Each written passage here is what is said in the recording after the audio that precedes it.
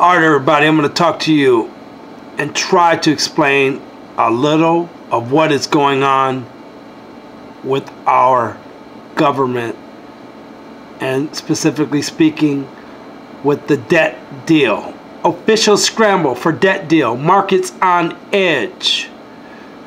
President Barack Obama and congressional leaders struggle on Sunday. Alright guys, this is the deal. Starting things off and just simply telling you, today is July 25th, early Monday morning. I'm recording this, and the bottom line is America is bankrupt and has been bankrupt since 1933 and has declared bankruptcy a few times even after that. Do you as Americans understand the magnitude of what is being said here? Listen, they're talking about debt deals, and President Barack Obama and congressional leaders struggle on Sunday to break a partisan deadlock on a budget deal to avoid a U.S. debt default and reassure global markets with no sign of a deal emerging. Now, what does this mean? Default.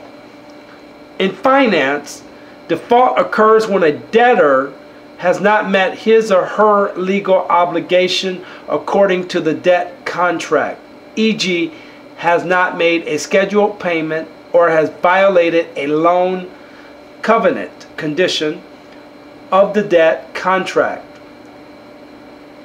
A default is the failure to pay back a loan. Default may occur if the debtor is either unwilling or unable to pay their debt.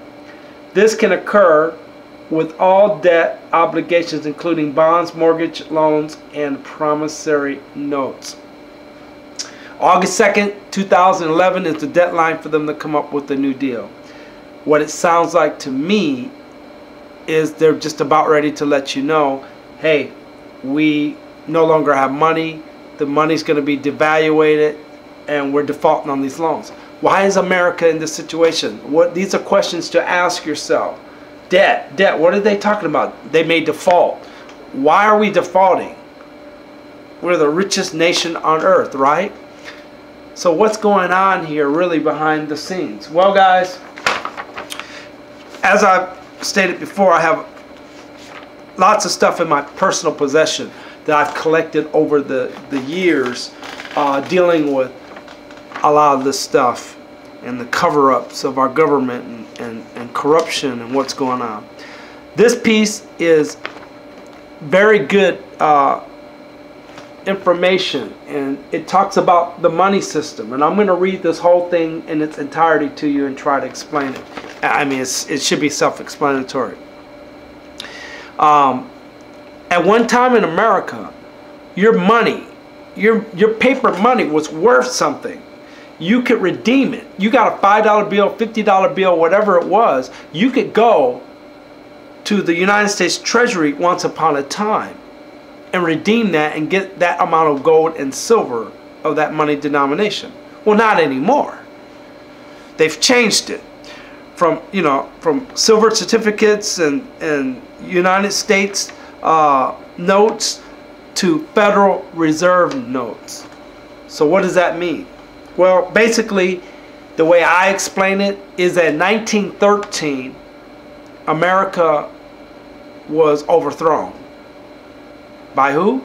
The international bankers, Europe, and families that have migrated or came here, the Rothschilds, Vanderbilts, Rockefellers, etc., the Morgans, who are all a part of this. Now let me read this to you. Here is documentary proof that we, the people, are being cheated, defrauded, and robbed by a corrupt U.S. government working hand in glove with the privately owned Federal Reserve.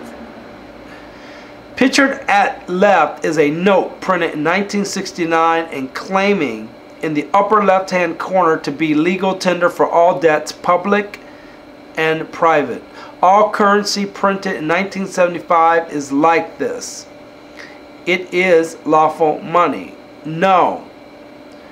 Please contrast the 1969 note with the 1934 note below, which states clearly in the upper left-hand corner, debts public and private, and is redeemable in lawful money at the United States Treasury or at any Federal Reserve Bank.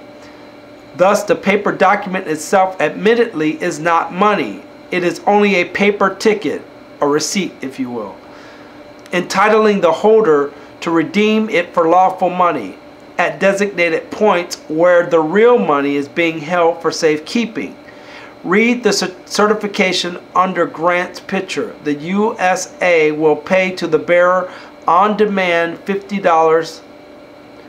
Logically then, that paper is not $50 but only the claim ticket for such true money, for $50 lawful money. Similarly, the paper certificate below is not true money. It is a 1934 claim ticket certifying that the USA Treasury has lawful money on deposit and will pay to the bearer on demand $5 in silver. Examine those pieces of paper in your own billfold. Are they redeemable by you on demand into lawful money? If what you have in your billfold was printed after 1968, all you have is unbacked fiat money or currency. Such paper, any denominations, can be rolled off the printing press in unlimited quantities for only a penny per copy. What a ripoff. What an outrage, criminal thievery. Incidentally, on the 1950 $50 note, the conspirators shrunk the size of those revealing printed words to deceive us step by step. Compare the debt-free $5 United States note with the $5 Federal Reserve note pictured below. Both are pieces of paper printed by our Bureau of Printing and Engraving. They cost about 1 cent each for printing expenses, as the letter on the opposite page admits. I'm going to talk about that in a second. But our U.S. government printed these U.S. notes and spent them into circulation as the need arose for the payment of goods and services. No middlemen were involved. The U.S. government needed money. It printed what it needed and spent it into circulation. No one collected interest or usury on these U.S. notes. They are debt and interest free. Federal Reserve notes, like the one pictured below, are different from U.S. notes in one major respect. They bear interest. The Federal Reserve bankers purchased their Federal Reserve notes from the Bureau of Printing and Engraving for the cost of ink and paper, 1 cent any denomination. The bankers in turn lend the currency to you at face value. They paid 1 cent for that $100 bill they lent to you, and that in the amount you are expected to pay back plus interest on the $100. Upon repayment of the loan, the banker gets $100 plus interest at the going rate, all for an initial investment of 1 cent. Pretty good profit there, right? Isn't it? Our U.S. government, after giving the Federal Reserve the right to issue our money, now has to go to the Federal Reserve when it needs money. The government must borrow their money, the same money they just sold to the bankers, for only 1 cent per note at face value plus interest. Now, your tax money is the income of the government. It is used to pay the interest, or that interest, billions upon billions of dollars each year, and we are not even beginning to touch the principal balance of our national debt. The billions are applied only to the interest. So you, me, hard-working Americans are being held in economic slavery to the bankers that daily take more and more of the paycheck that we work so hard to earn. And God knows I do work hard for the little peanut shells that I get. This is the greatest fraud ever perpetuated upon the American people. All employees, whether government employed or in private enterprises, could be very well paid if they were paid with debt-free, interest-free, tax-free U.S. notes issued by our government and put into circulation by our government. With an honest money system, we would be free of all real estate and income taxes. That is deep. Now, this next exhibit I want to show you is really interesting, okay? And I'll explain it to you briefly what it is. I want you to kind of see it and where it's from. That way you can, you know, whatever, kind of read it yourself or pause your video and kind of catch a glimpse of what this is and what it's saying. This is from the Department of Treasury, Bureau of Engraving and Printing, Washington, D.C. This letter was dated January 22nd, 1975. This is over 34 years ago. This was from a Mr. A.J. Porth. This was a tax consultant. And he got a response. And this is admitting. Everything that I do is to show you that I have proof or evidence. Very good and powerful evidence of what I'm trying to say to you. I'm not just talking to you out of the side of my neck. I'm not just trying to make up stuff. I'm not just trying.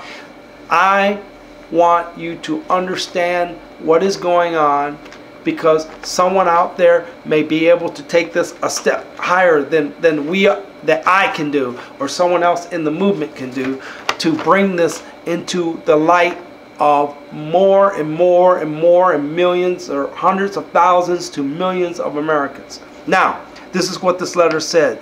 To Mr. A.J. Porth, tax consultant, well, address, this is way back when, but anyway, from Pasadena, California. Dear Mr. Porth, this is in response to your letter of January 20th concerning currency and the Federal Reserve System. The answer to your first question is yes. This bureau engraves and prints all United States paper currency. Based on orders from the Board of Governors, Federal Reserve System, we print for and deliver paper currency to that agency at a cost of slightly in excess of 1 cent per note for any denomination. Your last question is one that would have to be answered by the Federal Reserve System themselves. Accordingly, I have referred your letter with a copy of this reply to Board of Governors, Federal Reserve System, Washington, D.C., etc., etc. Sincerely yours, H.T. Krusak, Superintendent Management Services Division. That is deep. There's your admission right there. All right, that concludes part one of this. I'll get into some other stuff here in part two.